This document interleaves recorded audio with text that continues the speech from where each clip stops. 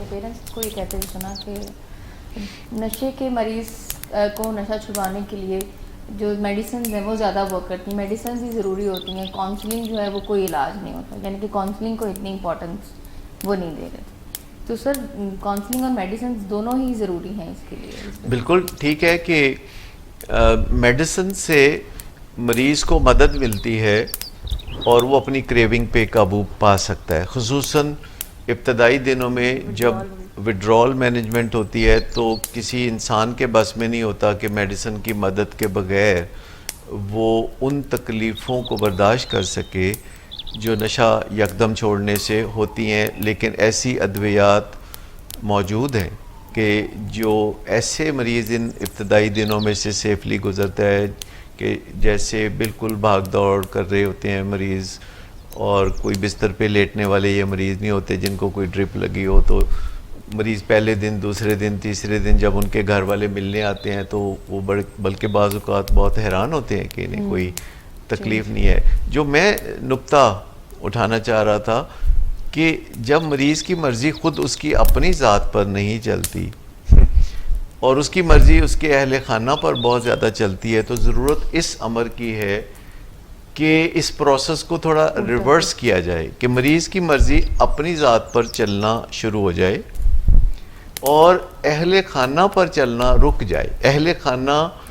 مل جل کر فیصلہ کریں، یعنی اگر 5 لوگ ہیں مریض کے علاوہ فیملی میں،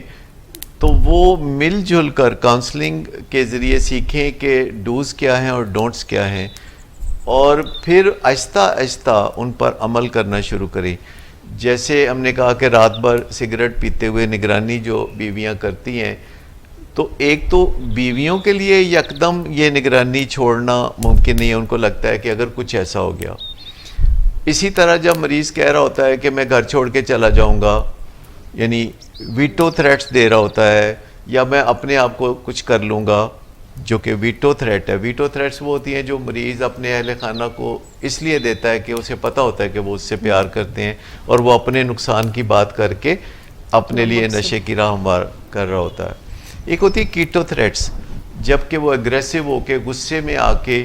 اور گھر میں غصے والی شکل بنا کے پھرتا ہے اور اہل خانہ کو اشارے دے رہا ہوتا ہے کہ اگر میری بات نہ مانی گئی، اگر مجھے روپیہ پیسہ نہ دیا گیا تو میں ٹی وی گرا دوں گا، یا میں آپ کا موبائل جو ہے چھین کے بیچ دوں گا، یا میں شیشے توڑ دوں گا، یا میں ایسا کچھ کر دوں گا، یا میں گاڑی پہ اسکریچ ڈال دوں گا آپ کے. تو یہ جو دوسروں کو نقصان دینے کی باتیں ہیں یا اپنے آپ کو نقصان دینے کی باتیں ہیں، ان سے بھی ہمیں عہدہ برا ہونے کی ضرورت ہوتی ہے. اور یہ بڑی آسانی سے سیکھا جا سکتا ہے کہ کس طرح آپ بات چیت کریں کہ مریض آپے سے باہر نہ ہو، اور اگر وہ آپے سے باہر ہو تو آپ کیا طرز عمل اختیار کریں، کہاں سے مدد حاصل کریں، اور فیملی ممبرز کا کیسے آپ گروپ بنائیں، کیونکہ مریض ڈیوائیڈ کر رہا ہوتا ہے فیملی کو تاکہ وہ اپنی منمانیاں کر سکے. تو فیملی کو چاہیے کہ ایسے موقع پہ اپنے معاملات کو ذرا سمجھیں اور وہ دیکھیں کہ کن چیزوں سے ان کی کامیابی کی راہ ہموار ہوگی اور کن چیزوں سے محض تکلیف ہوگی. کیونکہ شب و روز مریض ان کی زندگی میں بہت زیادہ فساد پیدا کر رہا ہوتا ہے اور وہ غم و غصے سے پاگل ہو رہے ہوتے ہیں، اور ان کو کبھی نہ کبھی مریض کے ساتھ منہ ماری کرنے میں بہت اچھا لگتا ہے. تو اپنے آپ کو کیسے روکیں اور کھلی آنکھوں سے دیکھ لیں کہ رنج و غم ان کی زندگی کے ساتھ کیا کر رہا ہے. سو مریض کے ساتھ بات کرتے ہوئے عزت سے بات کریں اور اس کی جو محبت ہے یا عزت ہے یا جو آپ کا رشتہ ہے اس کا احساس بھی جاری رکھیں، لیکن میرٹ پہ اس کے ساتھ ڈیل کریں اور کبھی نہ کبھی اسے اپنی ذمہ داریاں اٹھانے کے لیے ضرور یاد دہانی کریں.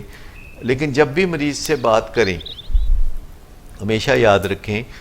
کہ وہ بات چیت مختصر ہونی چاہیے، کیونکہ مریض فارغ آدمی ہے اور وہ نشہ کر کے بیٹھا ہوا ہے، اس کو کوئی بے چینی بھی نہیں ہو رہی، اور اس نے پھر آگے نشے کی راہ ہموار کرنی ہے. اس کی کل کائنات نشہ کرنے سے لے کے نشہ کرنے تک ہے. لہذا آپ اپنی زندگی کو نارمل رکھیں اور مختصر اس کو پیغام دیں تاکہ آپ وہ بار بار پیغام دے سکیں. لیکن اگر آپ کسی دن اپنے گھر میں 4-5 گھنٹے کچہری لگا کے رکھیں تو پھر امکان ہے کہ اگلے 2 مہینے آپ اس موضوع پہ بات نہیں کریں گے. لیکن اگر آپ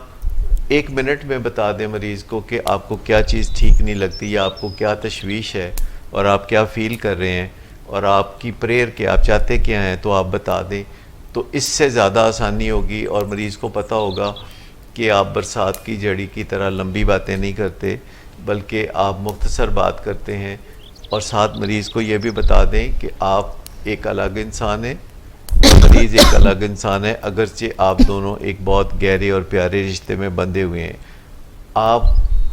ایسا نہ سمجھیں کہ مریض جو ہے اگر وہ آج نشہ کرتا رہے گا تو آج آپ دکھی رہیں گے. آپ اپنی زندگی کو جس حد تک نارمل رکھیں گے آپ اس کی مدد بھی کر سکیں گے. لیکن اگر آپ ہر وقت آنسو بہائیں گے, کراہیں گے یا مشکلات میں رہیں گے تو اس سے آپ کے مریض کو کوئی فائدہ نہیں ہوگا. دوسری بات یہ ہے کہ آپ ہمیشہ جو بھی کام کرتے ہیں اس کام کا کوئی نہ کوئی نام ضرور رکھ لیتے ہیں.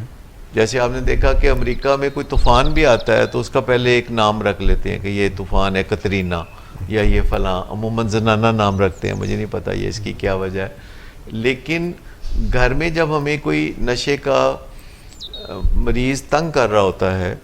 تو ہمیں اس پروجیکٹ کا بھی کوئی نام رکھ لینا چاہیے, جیسے کہ ریکوری, جیسے کہ سوبرائٹی, یعنی جو آپ اپنے پیارے کے لیے چاہتے ہیں, یا جو بھی آپ استعارہ رکھنا چاہیے یا کوئی چیز رکھنا چاہیے. تو سب جیسے آج کل لوگ وہ واٹس ایپ گروپ نہیں بنا لیتے تو اس کا ایک نام رکھ لیتے ہیں. تو چیزوں کا نام رکھنے سے ہمیں ڈائریکشن ملتی ہے اور آگے بڑھنے میں مدد ملتی ہے.